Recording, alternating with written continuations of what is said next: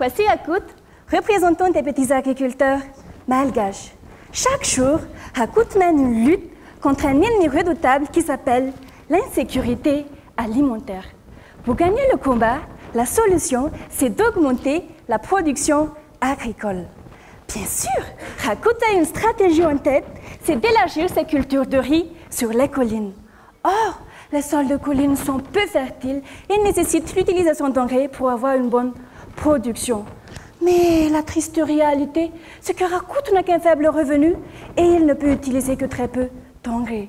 Du coup, sa stratégie est tombée à l'eau et il sauve un coup de poing fatal par son ennemi car son ventre est vide. C'est là que j'interviens, ma mission étant d'aider Rakout à remporter cette bataille et ceci d'une manière durable. Comment ? Avec ma thèse, je vais améliorer sa stratégie en lui proposant des alliés. J'ai fait donc appel au monde souterrain, sous nos pieds, qui fonctionne comme une usine assurant la fertilité du sol.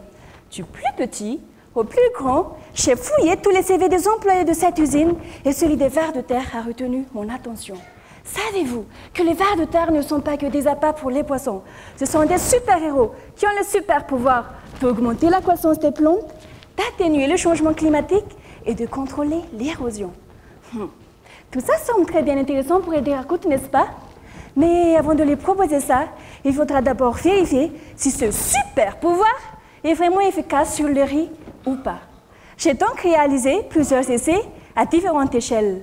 J'ai réalisé des essais au champ, puis des essais en pot et enfin des essais au laboratoire. L'introduction des vers de terre au champ est une innovation agricole, car parmi divers travaux menés à Madagascar montrant les effets positifs des vers de terre, aucune étude en plein champ ne vient supporter ces observations. Oui, tout ça c'est bien beau, mais combien faut-il de vers de terre pour avoir des effets positifs au champ? Où faut-il les trouver? S'il faut les importer, ça va encore coûter très cher à Rakout. Eh bien, la densité nécessaire est de 75 individus par mètre carré. Mais aucune raison de paniquer. Les vers de terre que je propose, ce sont des vers de terre facilement trouvés n'importe où. Il faudra juste les collecter. Pour vous donner une idée, nous étions 4 personnes à collecter 7000 vers de terre juste en 3 demi-journées. Le résultat est très prometteur. Les vers de terre ont augmenté de 45% le rendement en grains de riz. Ce résultat va rendre content Rakout, mais pas que lui. Il y a d'autres 15 millions de Rakout à Madagascar.